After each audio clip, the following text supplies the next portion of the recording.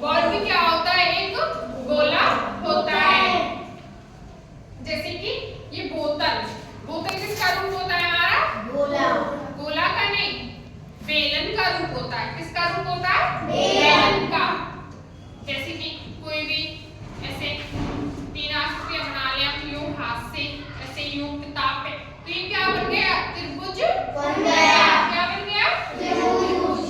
जैसे कि हम ऐसे यूं चार आकृतियां बना ले, ये किधर कॉपी रख दे यूं ऐसे, ये क्या बन गया हमारा, वर्ग बन गया। क्या बन गया, वर्ग। तो ऐसे ही क्या होती है, ये सारी हमारी क्या होती है, आकृतियां होती है। तो अब जैसे मैं बोर्ड पे कोई भी आकृति बनाऊंगी तो आप बता सकते हो कि ये कौन सी आकृति है, बता सकते हो, यस। पहचान लोगे। चलो तो एक एक करके मैं आपसे आकृतियां पहचान एक एक से पूछूंगी। Okay ma'am. खड़े हो जाओ, क्या है ये, त्रिभुज।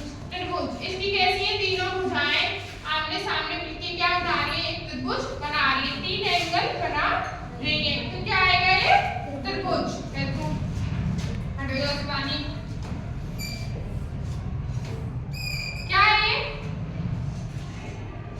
बल। क्या है, बल, जिसकी आमने सामने की भुजाएं कैसी होती है, बराबर होती है। क्या है ये, बल।